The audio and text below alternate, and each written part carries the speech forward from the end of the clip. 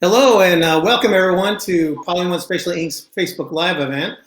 Today I'm happy to introduce Teresa Patton, our creative marketing strategist at Poly1. Good morning, Teresa. Hey, good morning, Ray. Thanks for inviting me. Oh, great. Yeah. Teresa holds a Bachelor of Fine Arts from the Cleveland Institute of Art and Design and an MBA from Cleveland State University. Working across a variety of industries, she helps brand owners make informed decisions with regards to color, material, and finish. Teresa, what was your path prior to coming to Poly1?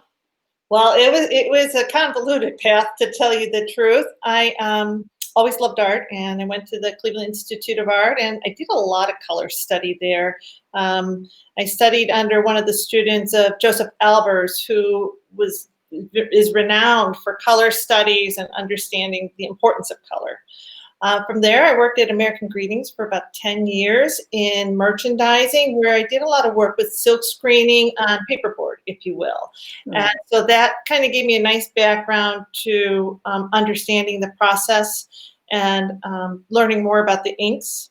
After that, I went and I was a mom for a little while, and I missed art so much that I went back to school and became an art teacher.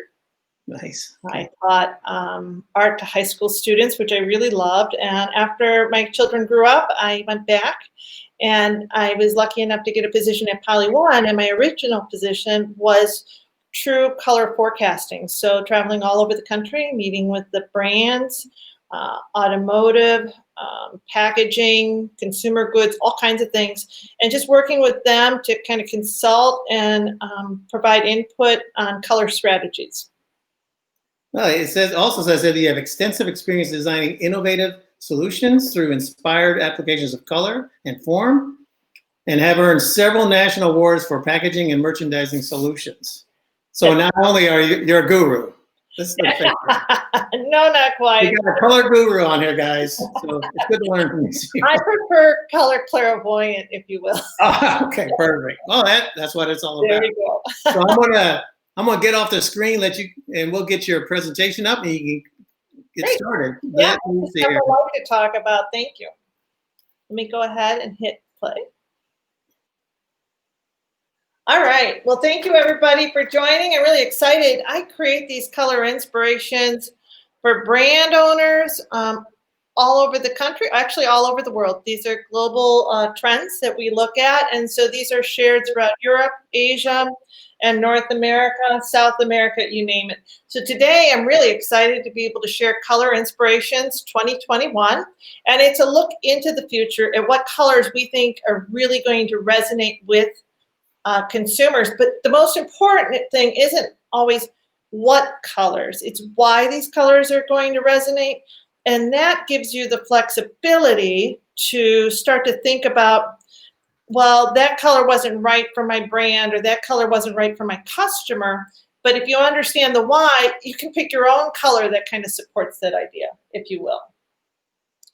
So Color Inspirations 2021 really is starting to take a look ahead. As I said, I'm going to share with you 4 palettes that align with evolving global fascinations. Each one of these, I had like I like to have an overarching theme. And so my overarching theme for 2021 was reflection. So each of the 4 trends will begin with the RE, like a restore, revive, renaissance, those types of ideas. But just the idea that we need to look behind us a bit to understand where we're going. So they're going to give you an opportunity for reflection on your lifestyles, our environments, and our choices. And we look at really big things like big ideas to keep these palettes relevant and to keep them global and maybe speaking to the broadest amount of people that we can. So the first trend I wanted to share with you is called Restore. This is a huge trend. It's been building for a long time. So it's not like just starting, but we just see more and more focus. And actually, I would say with this COVID situation, we're going to see even more focus on this. So what the idea is people are really focusing on health and wellness. And they're doing so through all kinds of means, if you will. Part of what's driving this is the population is aging, and as the population's aging and living longer, we are looking to feel better, be more active, and fitness takes on a whole new meaning. We want to have, the fullest, longer, enjoyable life. It's also, go I ahead. think a lot of people have really, this year has really taught them about health and their their self-help with as far as their inner actual, inner health, not just just out there exercising or anything like that. More people have really taken their time now, and they have more time at home to kind of see that is probably one of the most important things around. So. No, I agree 100%, and we see it across the board. In terms of that, the mental health is becoming so important. New apps emerging all the time to help you focus your mind, to help you relax, recharge. But things like yoga, goat yoga, where people are having fun. We see these new trends emerging where people are really focused on engaging as a community to support one another and be more fit. But it's also that type of emotional support that you get. Another thing I think driving this is more and more people have been moving to the cities. And again, we can tie some of this to what we hear in the news with the COVID situation. But as more and more people are moving to the cities, some cities are are more polluted globally, let's say. And so things like air purifiers, we see those on the marketplace a lot more. We're also seeing new types of surface treatments that maybe are hypoallergenic, that might kill bacteria. They have curtains from IKEA that when they're exposed to sunlight, they're supposed to eliminate bacteria in the room and have that positive effect. So there's lots of new products coming out. We see that. Then we start to think about boosters and supplements, and that market is just exploding in terms of, and we can think about new products like CBD, but we also think about charcoal as a cleanser. We think about all these other custom type where you can turn in your DNA and get a customized booster or supplement. So we're seeing a lot of that. Interesting. Yeah, there's a lot of really fun things that go into researching these trends.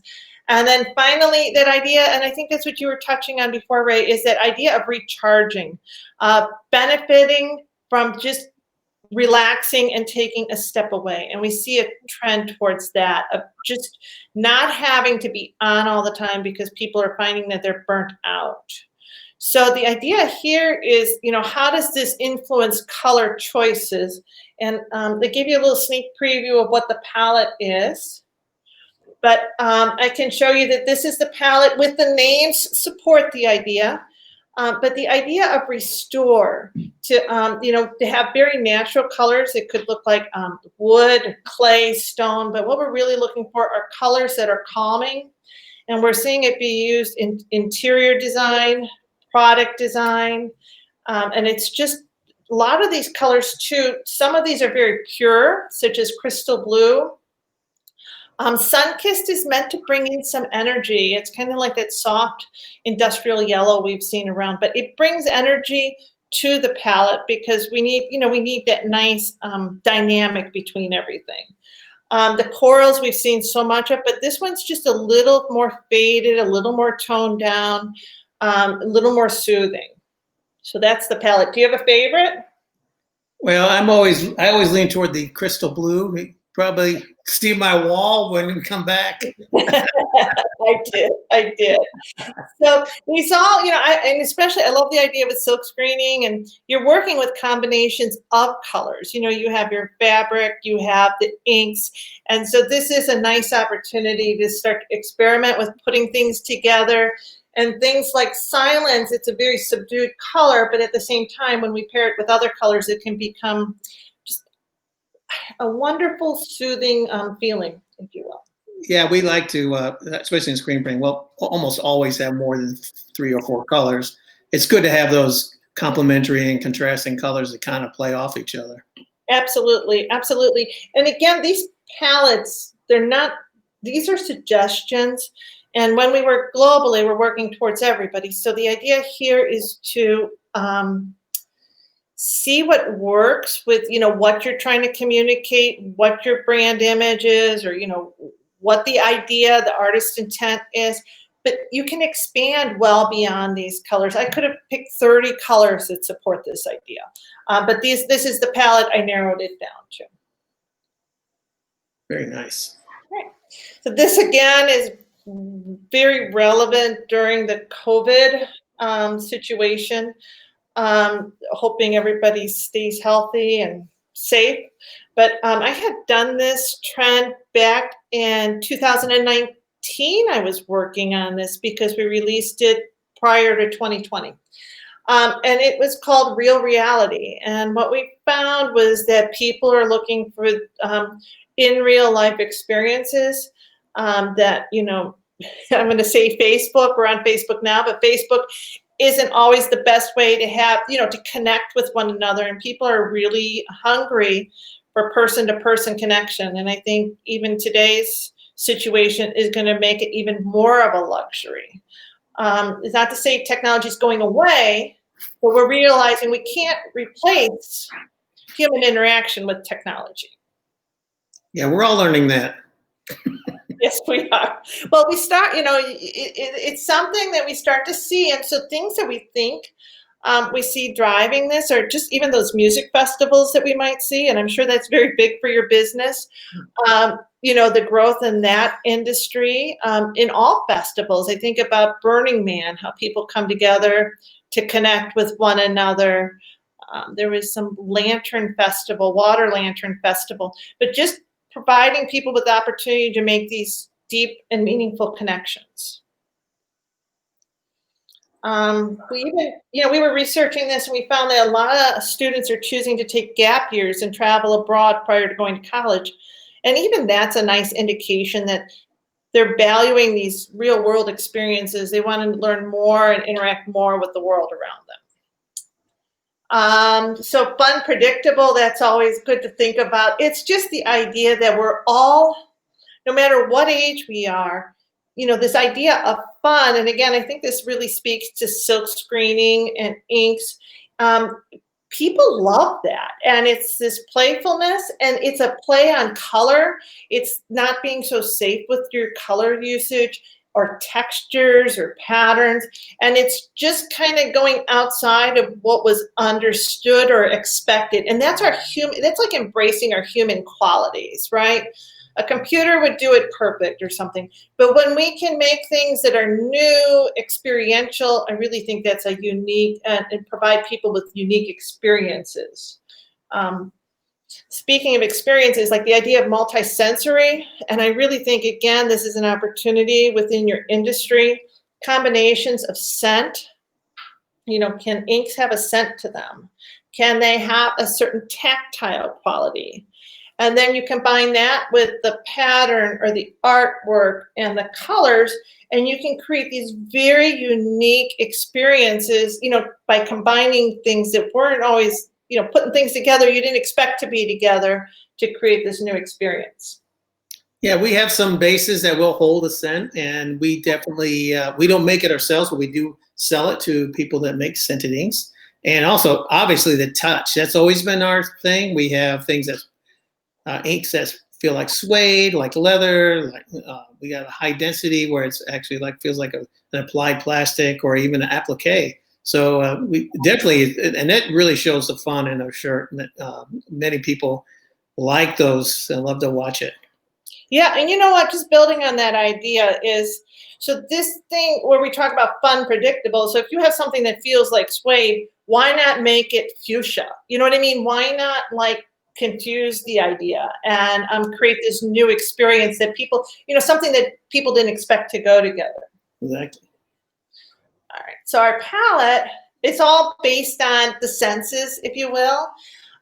It has a really unique, I like it because it has it's not so in your face, pure colors. They all have a little bit of a twist to them.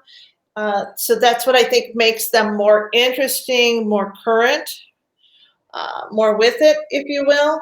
We use bright colors because people's attention spans, it's tying back to the real reality, tying back to technology, is that we need bright colors to capture people's attentions because of our short attention spans from being on our phones and computers all day. And so this is just a way to kind of capture attention.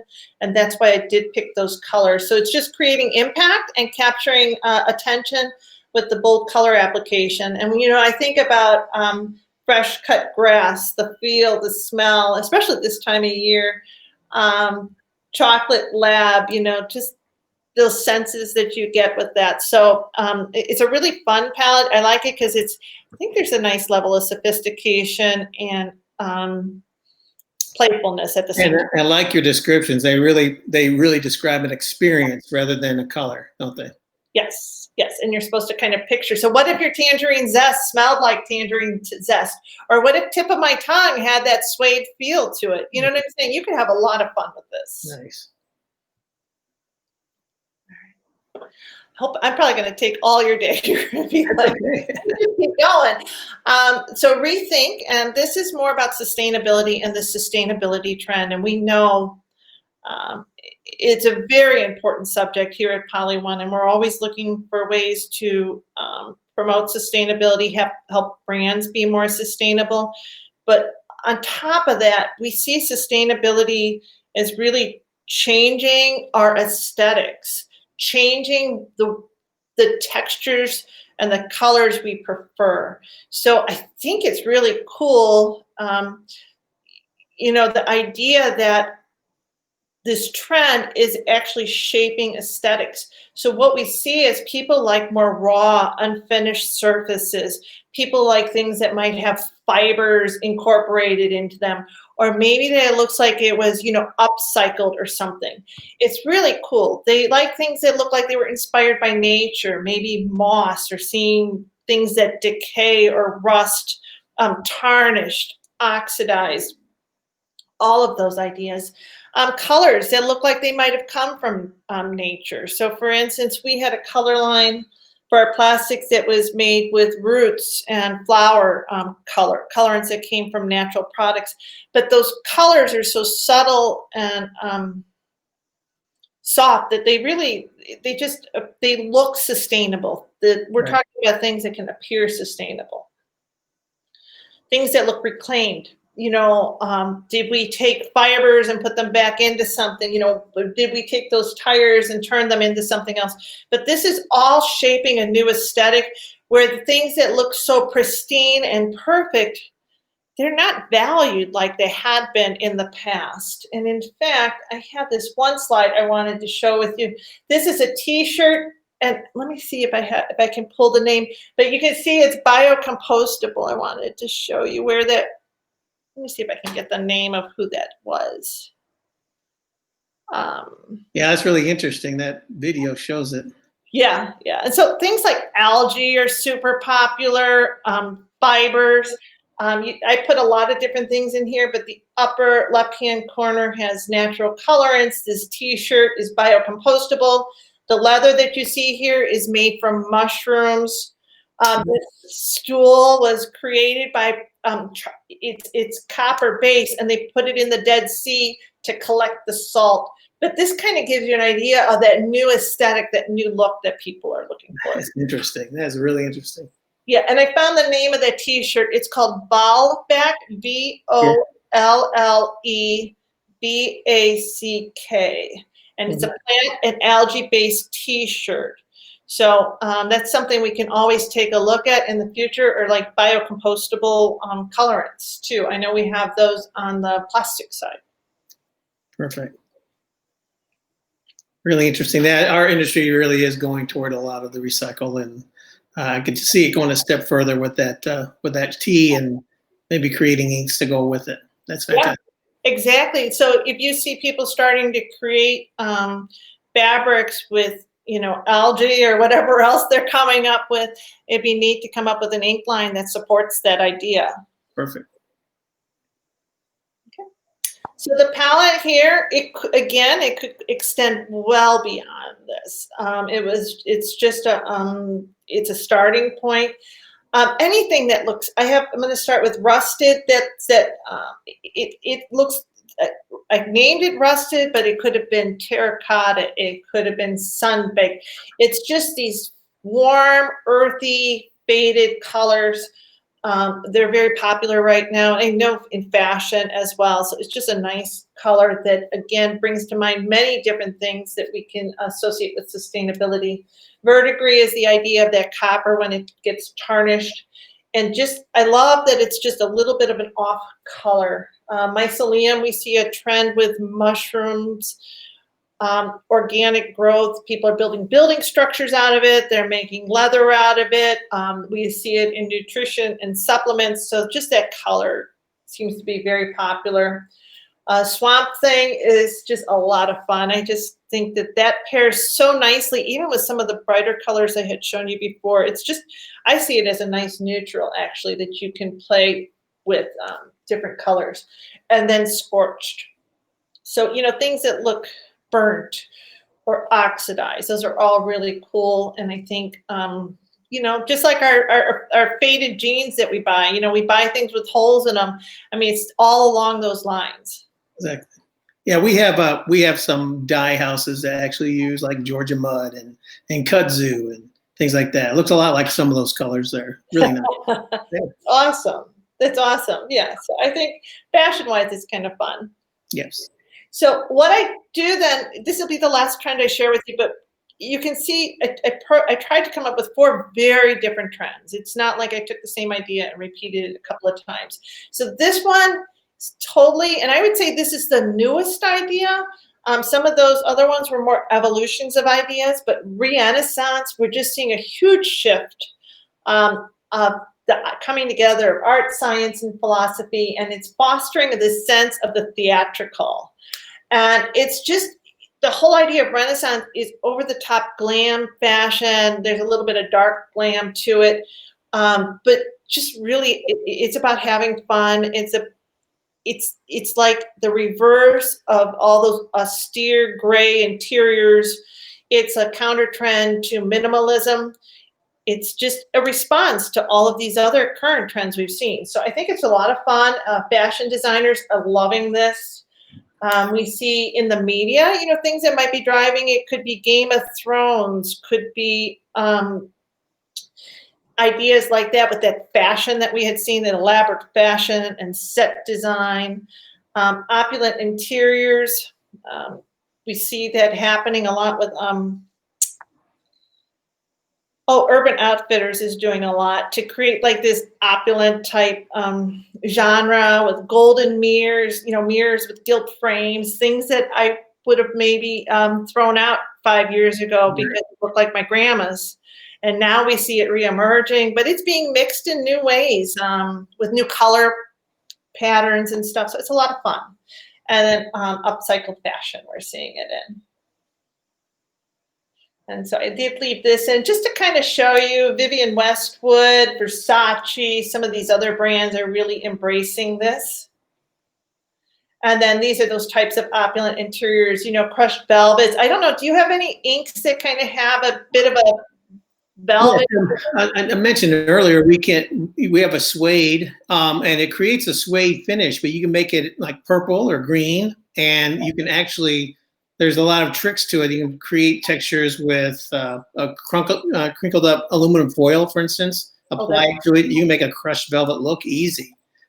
So there's a lot of really cool effects that we can do with the combination of puffs and suede.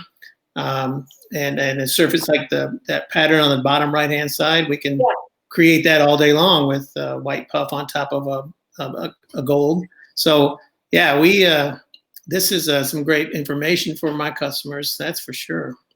Yeah, it'd be fun. And I was also thinking, like, you could do a little bit, did you ever do pearl with your suede? Yes. But that would be cool. We have the advantage, we can overlay that pearl on top of suede and things like that. It creates a whole other look. It's fantastic. You guys get to have all the fun. Yeah. All right. So Renaissance, these are the colors we came up with, and I had some fun naming these. But what you're seeing is it's an unexpected color combinations. We had to interject colors like absinthe and scarletto to keep it very fresh and alive. Without those colors, it starts to feel a little, again, dated maybe. The way we move things together and put things together can create new experiences and keep things very fresh, contemporary, and again, kind of differentiate your product, make it look something special, something outside of the ordinary. So medieval teal, we were thinking with a pearl. I thought that would be a really cool. Dragon's blood is like almost a brown. It's so dark. There's just not a lot of deep color in it, but looking like dried blood or something, I thought would be so fun. Gilded, you always have fun with that. I was just seeing some beautiful patterns on Queer Eye. The one designer had designed paper for Urban Outfitters, I believe it was, or Anthropology, and he used a lot of gold accents. So again, we're seeing that all over the place. And then just that aged tin. And so that aged tin could actually fit well into the other trend we had with the sustainability, and things that are rusted or aged. So you can see how these colors kind of work together. Yeah, and I've seen it. I just want to warn, like some of those older guys that are in this industry, you look at these, say, man, yeah, it reminds me of my grandmother or my mom, and these colors. But I'm gonna tell you, I've got some young daughters, and they're picking up on these colors, whether it be at Salvation Army or some of the places they're buying their clothes, and I'm going, oh my goodness, you like that? And yes, or you like that frame? I mean, that frame was from I'm sure someone just gave it away, and here it is. It's really cool, the gilded look, and the I would have never hung it in my house before, but now I have a couple here actually that I'm probably going to fix up and use. So really, this is trending. I'm really glad to see these colors up. Yeah, and like some of the inspiration I showed you, I go to design studios all over the country, and I walk in and I'll see that same image up on the wall, and we're all seeing the same thing, or we're thinking. So it kind of helps validate some of these ideas, and what you're saying, again, validating that. So it's about having fun, about mixing things in unusual ways, not being afraid to take chances, and just looking for ideas that you see around you, or in subtle shifts in attitudes and the way people are seeing things, to try to put together new color combinations and come up with new ideas. Well, these are some great ideas, and I think our artists and designers are watching this can kind of start with these palettes, but kind of expand on them and create looks, especially if you're sending a message on one of these subjects. We have a great, one of our favorite printers out there. Color is most important. Wrong color on the wrong team means failure. I don't know if it means failure, but it sure doesn't. It may fail to show what you're trying to do with that color, with that design. We also another great one. You're talking about gilded inks a while ago, like gilded gold on clear, but you meant clear. So we have a clear product that you can put down, and as it comes out of the oven, it's still hot and receptive to foil. You can barely foil on it. It become a really great. It looks like gilded gold and whatever. So there's a lot of great ideas here, and it would be fun. I've already got my mind thinking already, so it would be a lot of fun to play with that.